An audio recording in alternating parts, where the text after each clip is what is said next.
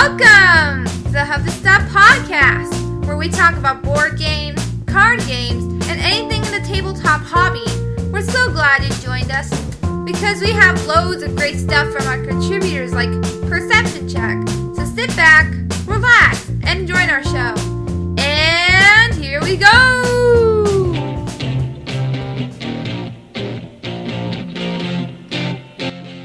Well, it's no trick to make a lot of money.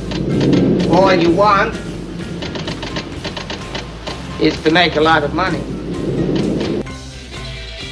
Don't underestimate the other guy's greed. Episode 16, The Merchants of Phoenix. This is July 13th, 2014. Welcome. Steve and I are back for another episode. We will be talking about local merchants. Most notably, we're going to be talking about Imperial Outpost, our friendly local game store. Yes. And I thought it would be really interesting for this episode for us to take a little bit of time out from all of our fun stuff. Although I find it very fascinating about the business side of board games. Me too. Perception Check and off-topic electronic board games. That should be interesting because that is, I think, picking up speed. It is, yeah. So, without further ado, let's jump in. 1 minute you're up $500,000 in soybeans, and the next, boom, your kids don't go to college and they've repossessed your Bentley. Are you with me? Buy low, sell high. Fear, that's the other guy's problem. Hey guys, now it's time to talk about what we've been playing recently. And that's right, Elise. We're going to be now talking about what you've been playing. Thursday, I played for about an hour with some folks that I hadn't met before. Right. At the our friendly local game store. Mm-hmm. And we were playing a fairly new game. I believe it's a fairly new game. They just got it. It's called Super Fight. Was that a Kickstarter? You know, I'm not actually certain. I think it probably was, but I didn't look that up. I think there was a mention about Kickstarter in our discussions playing the game. I got that impression it was. It was a really fun card game. It plays very similar to, say, Apples to Apples or Cards Against Humanity. It's not, doesn't have that that crude factor. Cards Against Humanity is definitely made for adults. But Super Fight, it takes a whole new twist on that same basic system where you have a hand of cards and you're playing. The judge comes out, and what they're actually doing is pulling cards off the top of the deck that basically give you a villain. And it's a white deck is all your villain cards, and there's a black deck with all these attributes that maybe the villain's made of cheese. Well, that's fairly easy to fight. Or maybe they're armed with throwing stars and have a battleship. Or who knows, there's lots of different combinations that come out. So it's really kind of a silly game. We were being very loud.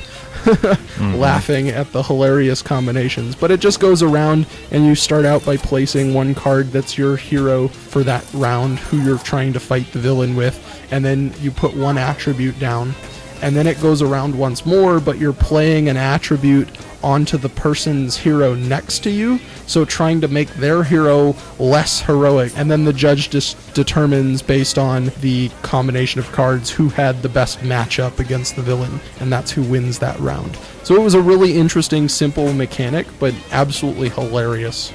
It sounded like you guys were having a great time. I mean, every now and then I would look over and I would hear you guys cheering or whatever else, and everyone was giggling and smiling, so that's always a good sign.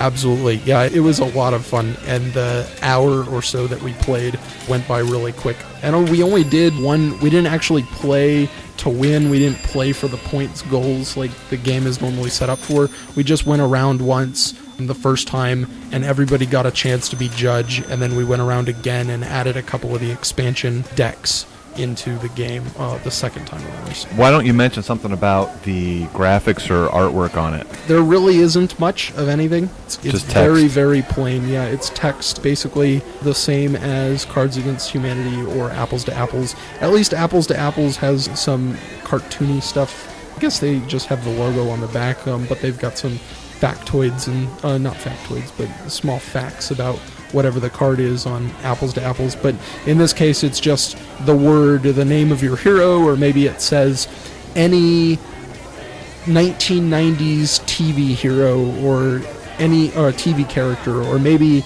it's just any comic book character, and you pick. So it allows for some flexibility that can be kind of creative given the situations. I have a feeling that if you were to put some really good graphics with it, like if Fantasy Flight got it or something, that game would really sell. Well, of course, Fantasy Flight always does great with their marketing and such, but if you gave a little bit more graphics to it, I bet you that game would just fly off the shelves. Because it has some of the great nuts and bolts to it sounds like. I think you're right. Games lack that, but then, Cards Against Humanity sells pretty well for the people that are looking for that type of game. Mm-hmm. And I think the people that will enjoy this will enjoy it regardless of any kind of graphics, because there is a little bit of ambiguity in some of the cards, so having graphics can be difficult for some of them. And there are so many cards. It's a very large deck. So, it would make it, it would definitely raise the price to have to hire artists to handle all of that. Yeah. Now, what was the name of that again? It's called Super Fight. Super Fight. Okay. The game last Thursday that I played at our local friendly game store was 20 Express. Friend Chad pulled us out, and it looked very bingo-y and childish, but Chad has this knack for bringing out really great party games. Yes, yes, he does. He pulled it out. I was a little bit like, I don't know, just numbers. And we had a great time. It's a party game. The number of players is anywhere from 3 or more. You could have 100 people playing that game. That's the nice thing about that. I don't know many games that scale that well. You and I both played it, and basically what it is you have a bag of, they look like stone tiles, but I bet you they're like a real hard plastic or something. Yeah, probably. Tiles with the number 1 through 30 on them. The numbers 10 through 20, I think I'm remembering that right. There's 2 of those in the bag. All the other numbers, 1 through 20, 20 through 30, there's 1 of those. And there's a star in there. It's like a wild card. And basically you have to put down your numbers in sequential order on the piece of paper that they give you. You write it down once they pull from the bag. And after, I don't know, I think there was like 16 or 17 slots on that piece of paper that they give you. Once those 16 tiles are pulled, the game's over, and you calculate up who's got sequential, numbers. And it's not a very thinky game. It's not, there's not a lot of meat to it, but it's a nice little party filler game. And if you have a family, this is a great little game, especially for kids. I can see kids loving this. I think so. Yeah, it's nice and simple, and it plays well. And it was, funny enough, it can play really quickly, so that's nice. You can get a few games in really quickly, and it's not complicated, requires only the simple knowledge of numbers and their order, not necessarily, there's no math involved. I think I played it 4, maybe 5 times. The last couple times we were giggling, teasing each other and whatnot, and that's always cool. That's a good sign, just like the game you played before me. I made some mistakes when the one round that I played. Sure. I ended up missing 2 numbers, and everyone's going, "How are you 2 numbers short?" Yeah, I don't think you wrote down every tile that was announced. I think I missed it. I was maybe deciding where I was putting a number and didn't hear the next one. Our friend Chad also brought The Rise of Augustus. You and I both played it. I don't know exactly how it's categorized. Yeah, see that when we talked about last, I had played it with Chad, and remember we did it on the last episode. Maybe it was the episode before that. I had played it and I was trying to describe it. And I didn't know how to. Yeah, so maybe you can solve that problem. It's a difficult game to describe. You get 3 cards that you weigh out, and they're essentially locations within the Roman Empire, or they're people like senators or different government personnel. And essentially it goes around, and there's a bag with all these chits, big tiles that are really, really nice, solid cardboard. They're not flimsy pieces. And you pick a piece out, and everybody gets to put 1 pawn down on one of their 3 tiles that matches the symbol of the chit that came out of the bag. And it goes around, and then whenever a wild comes out, you can put anything down, because it's a wild. You can put a pawn down anywhere, and then all the tiles that have been out collect back up and go back in the bag. So it kind of resets the draw, and you're just trying to achieve certain objectives. There are 3 different colors of location tiles, purple, green, and orange, or pink, green, and orange, whatever. And you're the first to get 3 of each of those gets bonus points, and the first one to get 6 tiles gets 10 points, and the next person that got 5 gets 8 points, and it goes down bonus points that way. So it was a nice game, really quick. I enjoyed it, not complicated. And this is the thing lately that we've been talking about so much is I'm very impressed when a game can give you a lot of enjoyment without being overtly complex. And this is one of those games, and I enjoyed it thoroughly. Rather simple mechanics, but it has a bit of meat to it as well. Yeah. I love Rome. I love history. Me too. And so I'm not so sure it carries a theme all that great, but it's got it enough where it sort of makes it a little more interesting, because without it, it would be not quite the same game. So yeah, I understand. It doesn't really have... There's nothing that shouts Rome, shouts that era, but there are the locations and everything on the tiles.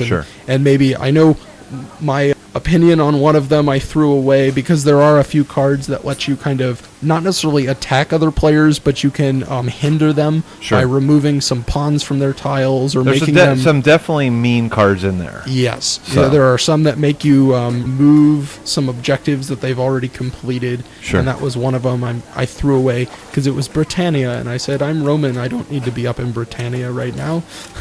Yeah, it's a good game, and we bought it. Another game that we just recently bought was Island Siege, and this is by a relatively new game company called 8 Games.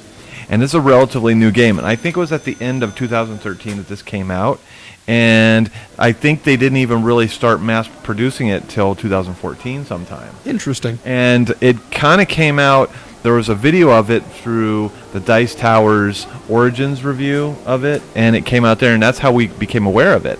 And it was in this sale that was online, so we decided to buy it because I'm always on the lookout for a game with a 2-player theme, so my wife and I can play together when we have weekends together. This game can be very mean. There are about 4 cards in it. Well, okay, let me back up. How the game works is basically you are on an island like Jamaica or some other Caribbean island, and your opponent is as well. Yep. And you build, you have an initial fort, and so you're building buildings underneath it, and it's kind of mostly a card game where you lay the cards down, and it comes with real metal coins in the game.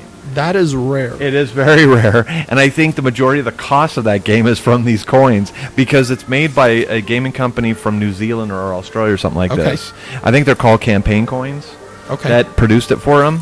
And beautiful coins, very stylish, very beautiful, and there's always that nice cling, cling, cling that is when you have a metal coin in your game. I always love that. However, getting back to the game mechanics, basically you're building up, you have about, I think 9 colonists, and you're trying to get those colonists onto your forts, and then from the forts, they're helping build forts or whatever, and they're like wooden meeples. And then from that, then you move them down to the new building that you've just built. Like, let's say there's a governor's mansion, or there's, a warehouse or whatever, a tower, whatever. And those go behind the forts.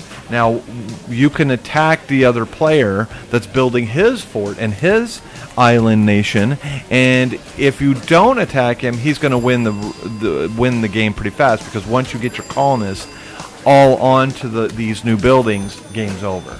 Okay. So it's in your best interest to go attack, and in fact, the rules encourage you to attack the other player. And then there's a little meeple wooden ship. And I think I'm going to steal one of your boats there, so I can put from your Sails of Glory. Sails of Glory, yeah. So we can use it for this game. Although I'm not sure how they would fit in the box.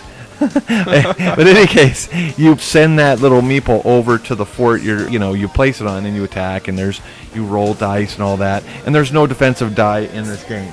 Now, there's about 4 overpowered cards in this game that really limit your opponent. And I've gone online to bgg.com to clarify some rules and such, and they said, nope, that's the way the game is. They are fairly overpowered, so it's in your best interest to go after those cards as fast as possible, to take them out, so that way you can continue your march on to victory. Okay. Overall, I'm totally not sure. Jen and I put in about 3 or 4 games of this already, and I'm still not sure about it. Part of me wants to hate it because those mean cards, the more time goes on and the older I get, the less I like aggression in games. I mean, I like a little bit, but boy, this is one of the reasons why I'm not sure I want to play Twilight Imperium every game, because it's a fairly mean game. Yeah. That's Island Siege. Is there anything else that you've been playing there, Steven? Nothing in particular. A little bit of Forbidden Island I've played a few times the past week or so. That's always a great game. It's a no-brainer as far as working and everything. The pieces are nice, but we already had an episode on that one. Yes. And we also played Las Vegas again. This was a game I had brought up in the last episode. I've been bringing this almost to every game meetup that I have nowadays because it's so easy to get out. People can just roll dice, and so it's a really easy game. Most people I know like the game. That's why I bring it every time. It's quick, easy to learn, easy to teach. So that's what we've been playing.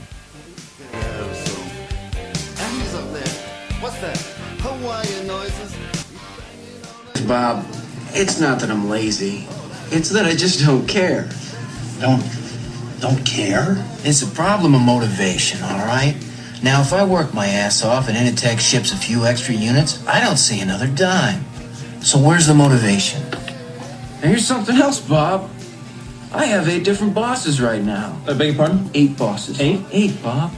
So that means that when I make a mistake, I have 8 different people coming by to tell me about it. That's my only real motivation, is not to be hassled. That and the fear of losing my job. But you know, Bob, that'll only make someone work just hard enough not to get fired. Hey guys! We present our newest magical contributor, Perception Check, where Eric talks about the world of RPG. Yep, that's right, RPGs. This is Perception Check. My name is Eric.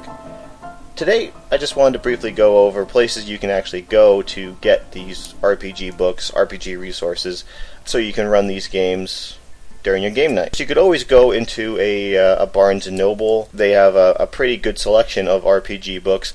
What you're going to find there most of the time, I should say, at least the Barnes & Noble where I currently live, is newer editions. You're going to find the latest versions of D&D, the 5th edition books. You may find some 4th edition books, but I find there's only maybe 1 or 2, and they really stock up on the latest and greatest. They have a pretty wide selection of Pathfinder, because Pathfinder constantly is coming out with new books. Maybe 1 or 2 Shadowrun books, maybe a vampire, something Vampire Masquerade, Werewolf, stuff like that.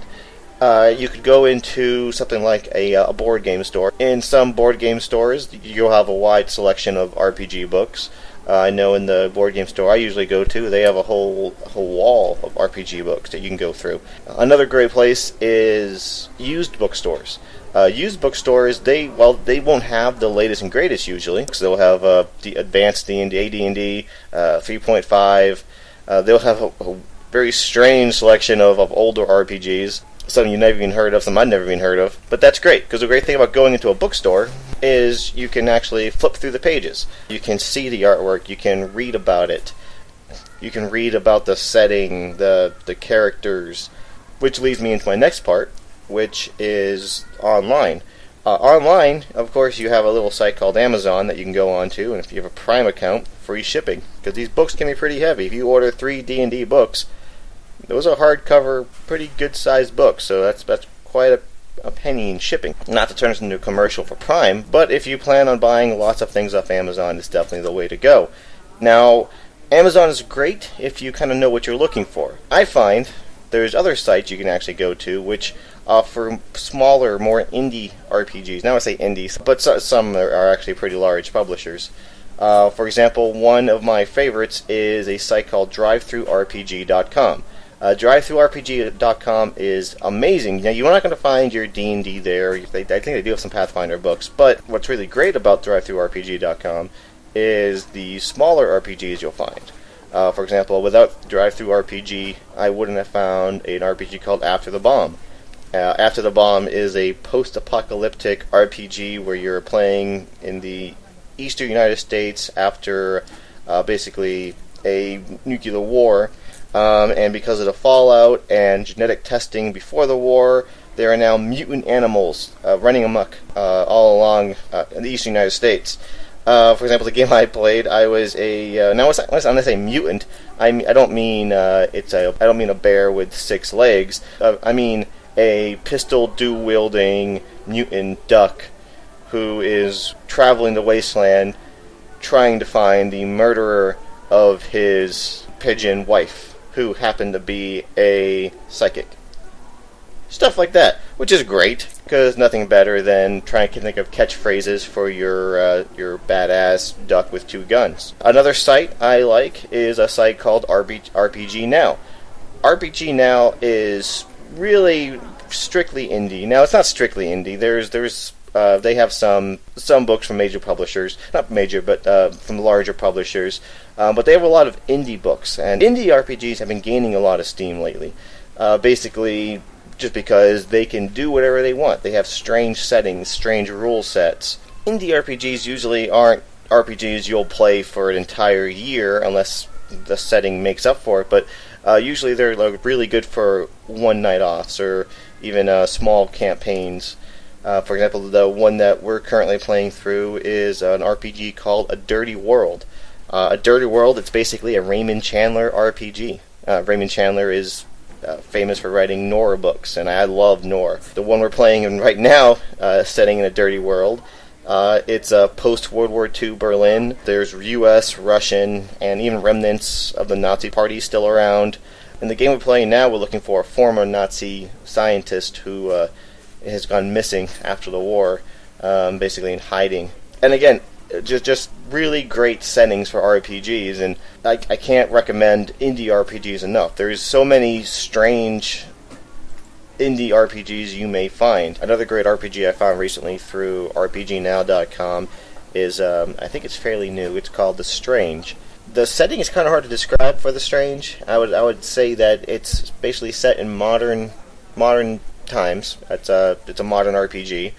However, in our modern day world, some people have discovered that you can actually travel to, I think of it like alternate dimensions, little small, I guess they call them pocket dimensions, and these dimensions will have their own reality, their own existence. However, they're usually kind of small. I think one of them is only like the size of a city block. But then there's people that live there, but they don't know that they're in this small kind of pocket universe. And you can travel there for adventure. You can raid things. You can find artifacts. But then there's also people who are going there to try to bring evil back into our world from these pocket dimensions. It's hard to describe, but when you're kind of reading and how to play it, it's really fun. I highly recommend The Strange if you can find it. Again, it's $20, I believe, on RPGnow.com. Definitely recommend it if you're a fan of Shadowrun, modern RPGs. Like it's very modern, but it has a very D&D kind of flavor to it. But these are just some of my suggestions. Again, online there's a limitless supply of information you can get about RPGs. There's a lot of free RPGs. A Dirty World, like I was describing earlier, is a free download. You can go on RPG Now, search for A Dirty World, and you can get the rule book, you can get the scenario for free. That's the great thing about indie RPGs. A lot of times they're made by people who just love RPGs and make their own. Online, there's so many resources you can use to basically look and research. You don't have to play D&D. You don't have to play Pathfinder. There's lots of RPGs out there. If you're not big into big campaigns and making character sheets and looking up stats and items, there's RPGs. There's games like Fiasco, which were featured on a episode of Tabletop, where very simply you have a pool of D6 dice. You have different scenarios. You roll the dice. You can assign different roles, different relationships to each other, and then you just play. You basically like a movie. You say, I'm going to have a scene with this person. You have a scene. Other people decide if it's going to turn out good for you or bad for you. And then with these collection of scenes, a narrative takes place that wasn't there before. And you're basically, you just created an RPG with bare bones information and just your imagination. So there's a lot out there. And again, all I can recommend is I love RPGs. Even if you think that you will not do good at RPGs, even if you can't get into different kind of settings like that, there's a setting for everything. There's an RPG with people set in high school, and it's just 90210 the RPG, basically. It's whatever you want. There's no shortage of settings out there. It takes very little time to find something that you feel that you and your group will definitely enjoy. Thanks for listening. Again, my name is Eric, and this has been Perception Check.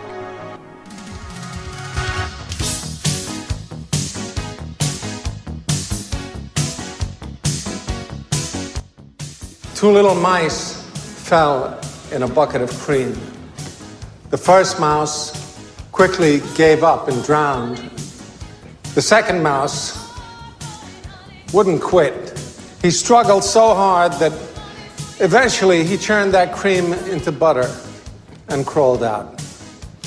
Gentlemen, as of this moment, I am that second mouse. And now it's time for our main topic.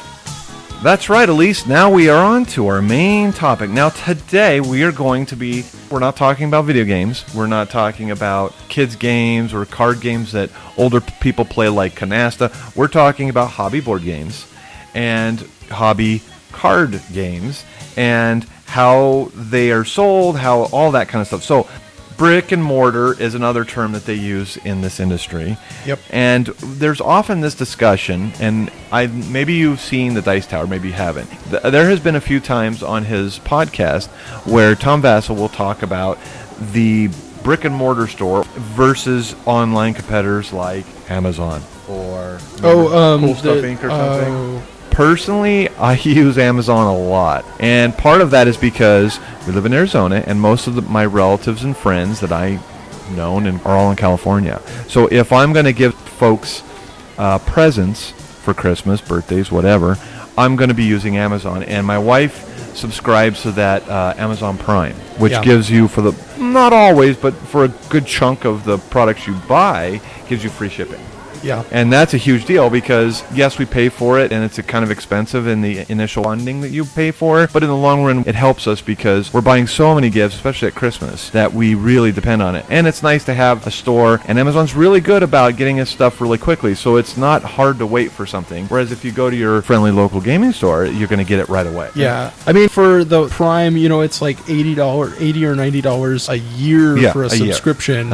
So it's a big initial investment, but if you buy a lot of stuff, it cuts down because if you got to think every item you buy, you're generally paying about $4 or $5 maybe on shipping if it's a larger item, and that can add up very quickly if you're buying a lot of stuff. So I think that's why, and it's the fact that it's free 2-day shipping is really, really big. Right, and I know that has pushed a lot of other competitors, whether it be your local game store or other online competitors, to have those things as well. Some of the benefits that the customers are receiving are becoming more and more competitive in getting things faster, better service, better customer service. They're trying to beat Amazon because Amazon's just pulling it in. Yes. And I have to say, I do like Amazon. There's no question about it. They've got almost everything under the sun. And I do feel guilty when I'm buying Amazon products because it's not supporting my local mom and pop shop. There was a big to-do about, 4 or 5 years ago, maybe even 10 years ago,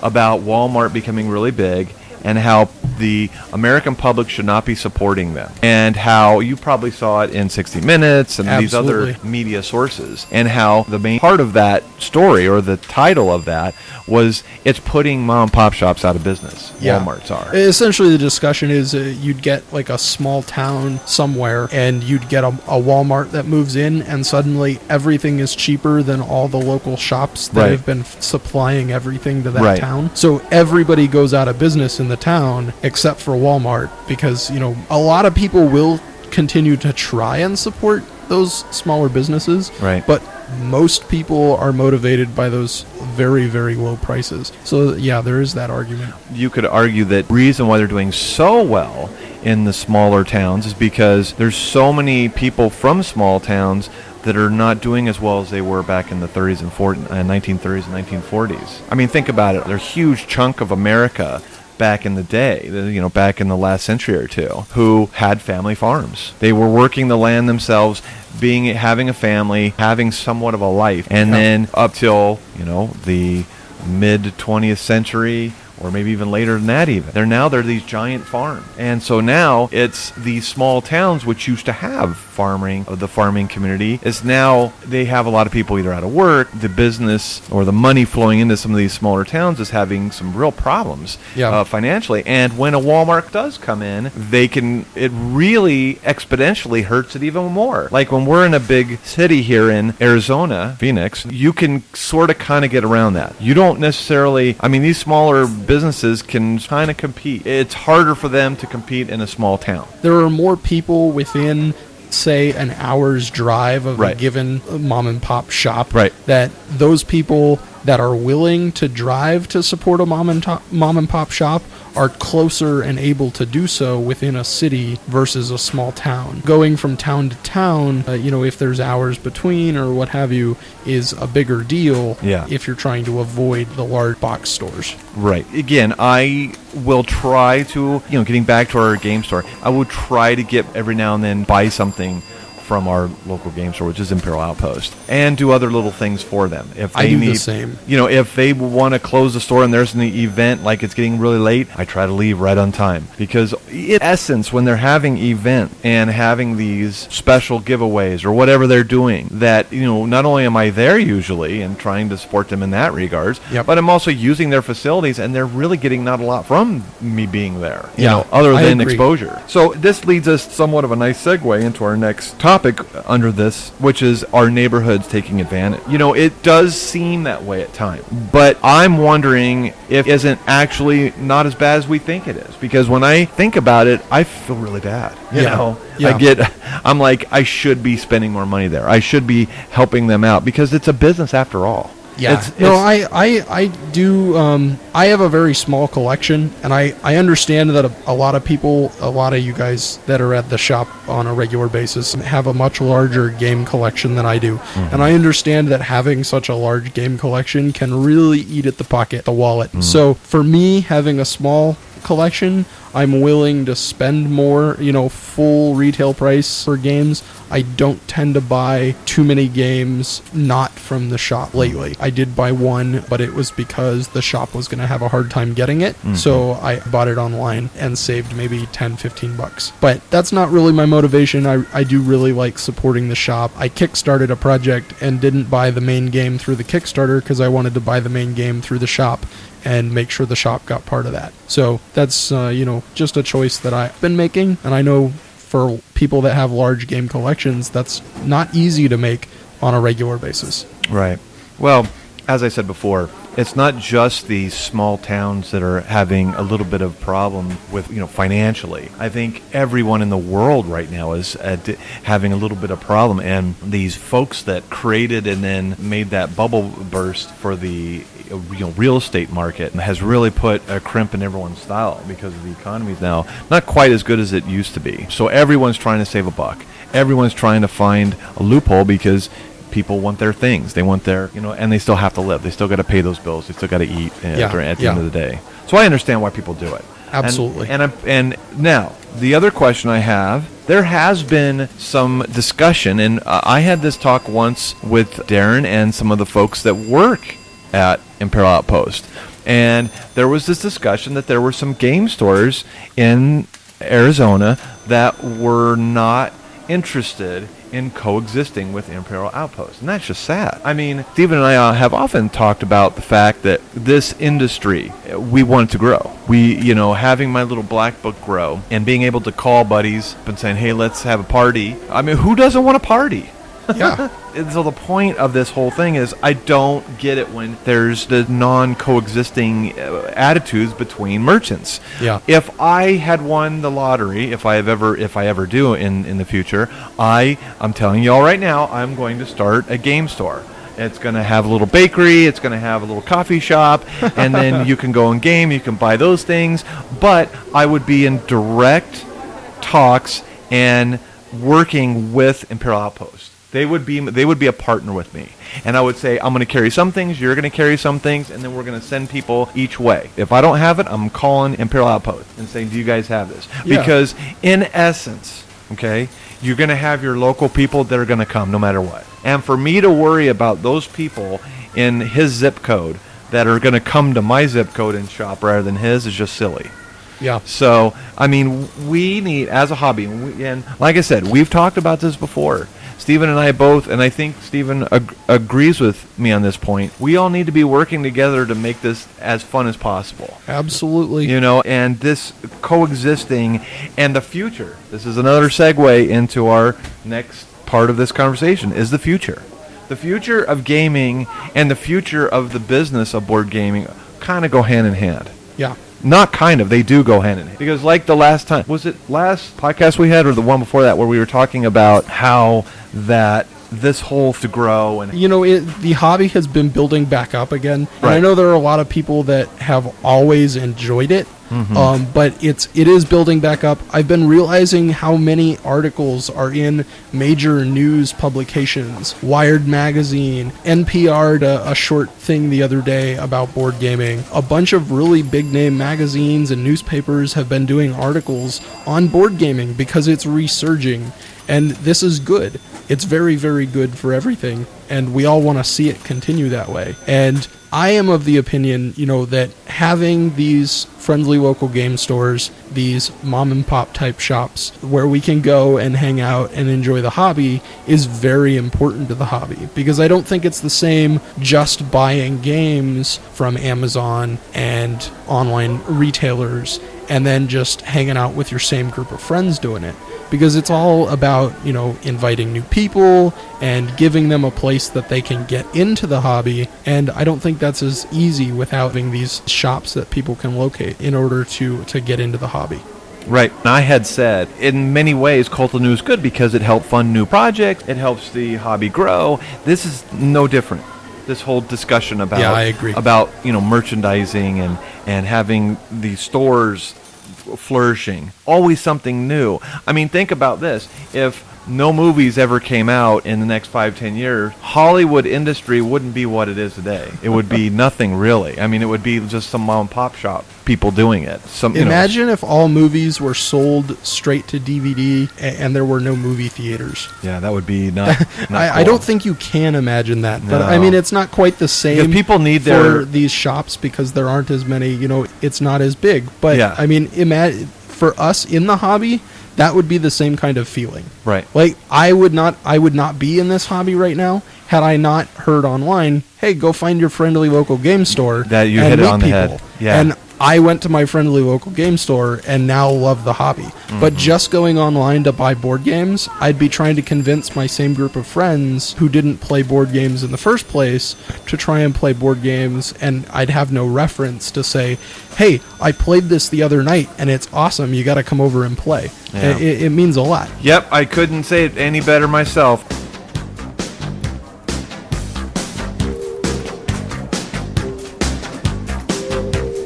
Get it. You want to be entertained some more, do you?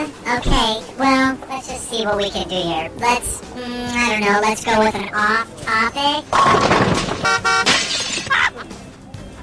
That's right. Now we are on to our off-topic, and Stephen and I were talking about this recently, and I said, I'm not sure what kind of off-topic to do, and Stephen was like, well, why don't we do it on electronic versions of board games, whether they be on the computer or iOS versions. Let's talk about that. So I said, okay. At first, when I started thinking about this, I was a little indifferent. I play board games. I don't really play a whole lot of iOS products, or I don't really have a lot of them. So it's a little indifferent. But let's jump in here. Stephen, what is your initial thoughts about the electronic world of board games? Well, it's definitely a different thing. I know we talk about all the time about the reason we love this hobby so much is the whole social aspect to it. Yeah. And, I think it's a common argument when people say, I play video games, things like that. Let's face it, there's a stereotype there about people being antisocial. Well, I don't necessarily find as much enjoyment with the online games because it's not social. Now, there are ways you can make it social. I was kind of giving this some thought.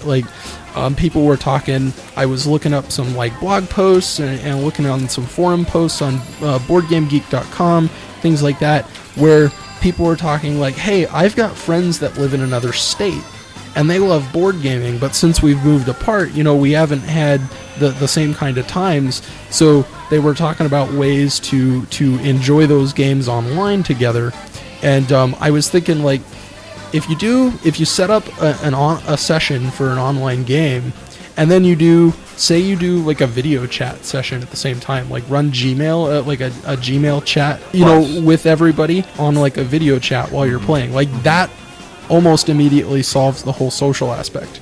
It's not exactly the same, but it's close, and I think that you don't lose a whole lot in that sense. You're not dealing with the physical game, but it's a lot cheaper, and I know we'll talk about that here. But I don't play a lot of iOS games. I don't own a lot of Apple products. I do have an iPad, but I use it sparingly, I guess. Okay, well, let me just jump in here real quick, because what you're talking about, let's sort of define what iOS is, because when I have said iOS to a few people, not a lot, but a few people like my wife, she was like, well, what's iOS? First of all, iOS is an Apple coined phrase as mobile operating system for their iProducts, like the iPad or the iPhone, those kind of things. Let me say, when some of these products started coming out, it was before Apple got involved, or before there was these types of devices. Yeah. Some of the first implementations was electronic versions of them on Xbox and Wii.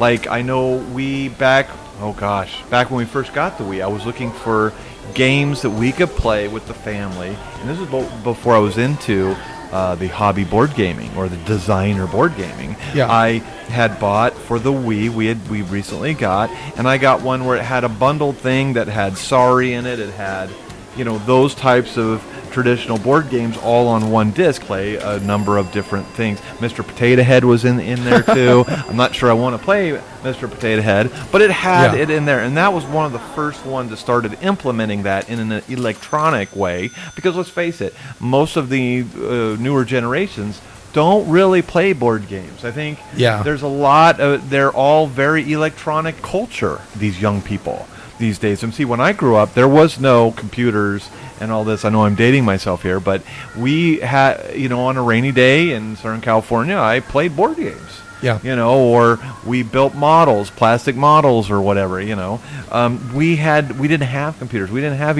electronics. My family growing up, I'm younger, but my family growing up didn't get into the whole computer craze as soon as a lot of other people did. I know a lot of my friends had computers and internet well before we did. Sure. So we did play a lot of board games, a lot of Life and Monopoly and those kinds of games over summer break and stuff like that between that's good. the school year. So yeah.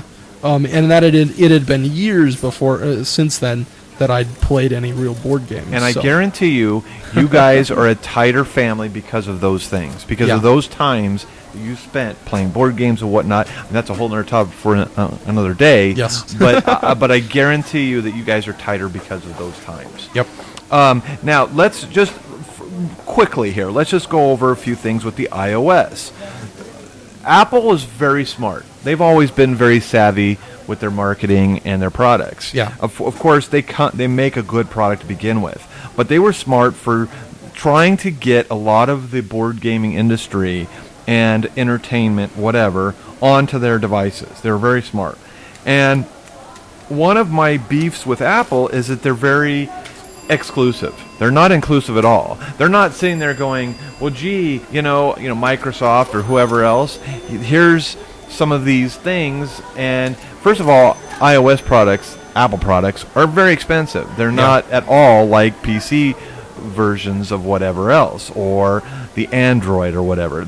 It's very pricey, and in order for me to be playing some of these iOS games, if I wanted to, I would have had to buy a pricey device so that I could run them. That's one thing that is a little annoying to me. It's something for you all to think about. Why is this? But another thing that iOS games, and we're talking primarily about Apple, is why are they so cheap? They seem to be very inexpensive. Frankly, I don't have an idea. I would assume that it's the less time is required for developing these games. Yes. They're not creating a new idea. Everything exists. Basically, all they have to do is create a digital version of the existing board and pieces and what have you. I don't know much about programming, so I'll say some fairly simple programming. Yeah. Relatively simple to other video games, at least, in order to create these functioning board games. Right. So I'm not sure. I know that's one of these things as far as like games when they came out for Xbox and things like that. These are the big name Hasbro, Mattel type brands of board games. Now, was that just a money grab? You know, did they really expect them to do very well? And I don't think initially for Apple products they did. I think it's been fairly recent that they've become so common. I mean, Apple has like Small World and Catan, and Memoir 44 is a free-to-play game I was seeing. So there's a lot of very, very good board games that are available on Apple products. Not so much on Android yet, which is the alternate operating system here for phones, you know. So I'm not sure why it's so exclusive. Well, and I think that one of the reasons why they are so inexpensive is exactly what you said. I think it's because all they're really doing is writing code to make that board game come alive on. Now, again, I know I'm simplifying the issue here by saying all they got to do is write code, because code is not easy. I'm sure those guys that work on those products would be like, how dare you say that? It's a lot of work. So I'm sure there's a lot of work there. We're not saying that, folks. But it's not the same level as if you were to come up with something completely new and some completely unique. I mean, it's years of work to design a really good board game. Sure, exactly. One of the things that kind of makes me wonder is, not me per se, but every time you turn on a podcast out there, they're always talking about some kind of iOS game or a board game put on an iPad device. Generally, it's not. The majority of these iOS games, or quote-unquote iOS games, are games that are for the iPad. And I keep hearing people that are going traveling or something, and they break these out and they're playing it at the airport or whatever. And this is all that is going on right now. This is the big thing. And my take on that is, why are they so enthralled with these? Maybe you have an idea with this. Well, there's a lot of discussions everywhere you look about how often people are on their electronic devices and things like that. They're always wanting to be doing something. Who knows if it's just a boredom thing? I mean, some people probably really like these games. Maybe they can't get enough. Maybe some of these games or people that play these games are the type that really love to develop their strategies for these games, and maybe it's just a good practice environment for them. I'm not that serious about it, so I surely wouldn't be improving my strategies for board gaming. I kind of play as I go. I'm not exactly certain why it is so popular, but it's still good. I don't think it's a draw from the hobby. These people that play these games probably own or enjoy the physical versions as it is. I don't think that you possibly could use these as a replacement. Very few of these apps, from what I've seen, these online versions of games, are what they call pass and play in the iPad world, the iOS world, where you can, on the same system, pass the same iPad around to multiple people and play together all on one device. Usually they're all separate individual devices. People are playing across the internet with a lot of times strangers. So I don't know. Now, I know that if you're talking about games and versus live games, I mean, there is a little bit of conflict going on there, and I've heard some debates going back and forth, whether they're good, whether they're bad. I mean, let's just face it right now. If you're traveling, they're awesome. Yes. No question about it. Or if you are at work and you're there for like lots of overtime and you're there for long hours and you want to break out your tablet or your iPad and play, get in a game while you're eating, it works great there too, because what are you going to do? Break out a board game and play by yourself? It'd be a really tough deal to do that. So it definitely has a place. It has gained a foothold in the industry. And in some ways you could argue that these iOS games in many ways have made people better gamers. Like they've learned the rules a little bit better. I think so. The reps in a game. They always say, well, because I've heard that people ask questions of these professional reviewers, and they'll say, how many times would you consider playing a game before you can review it properly? And they'll say, oh, well, I'll do it like 3, maybe 4 times, kind of more or less, and sometimes more if they really like the game, right? Yeah. Well, this definitely helps that situation because then you can put in much more time with it. My wife last Christmas bought a tablet, and I put on there Mr. Jack. I paid, I think it was like $3 or $4 for it. Yeah. The Pocket Edition. And I know this game really well. I noticed some of the apps have tutorials and things like that. Yeah, their for the tutorials games. are great. So it's really nice for people to learn a game. Sure. Like you were just saying, because it is the way that these game developers have created tutorials is oftentimes much better than someone actually trying to teach the game. A lot of times I'm sure they have someone really good at teaching the game that shows them how to make the proper steps to teach, I'm sure. But having that tutorial is probably easier than trying to read the directions and learn the game on your own. Mm-hmm. Let's close with this. Where's the future for this kind of phenomena, I even call it, because it's not really a whole industry. If it was an industry, they'd be pulling in lots of money. But as it is now, I mean, the average price for an app these days is, I think, about $3 average price. Some on the high side like $6, and some on the low side for about $1. Yeah. It's about $3 is the average price. And you often will see these board games on sites like Yucata, something. I can't Board remember. Game Arena? Yeah, Board Game Arena. Thank you. Yeah. There's these two sites, and it's free to play on there. You just have to register. Now, why would they do that? Why would a board game do that? I'm not exactly sure, but I did look up. I did check out these sites like Board Game Arena. Right. There is I checked the frequently asked questions on their website, and it does state on their website that all the games there are legally licensed. So it's not like under the table type thing, Sure. like someone just created an online version of these games. These are approved, licensed digital versions by the manufacturer. By the manufacturers, the people that own those copyrights. So it must be the advertisement revenue that they bring in. That's exactly what I think. If there's advertisements on the website, I know Board Game Arena has some kind of subscription that you can do to support their website and such. Yep. And I'm sure that they use those funds to pay for these licenses and things like that. Oh, yeah. So I'm fine with that if the board game creators are fine with that. You know what I mean? Yeah. And I'm sure nobody's knocking off these games necessarily. No, and I think that in the long run is that this is also like a marketing tool.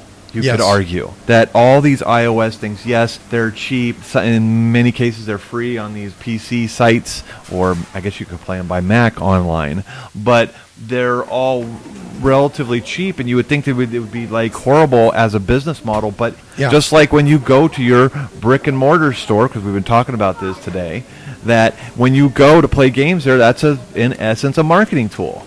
That you're going there so that they can gain more customers. Well, I know some people, when they prepare for cons, they send a letter to the company and say, hey, I want to set up your game at a convention. And some of these companies are so good, they send them all sorts of stuff, and they're like, here, give this away, or tell people about this, and here you go, here's the whole kit.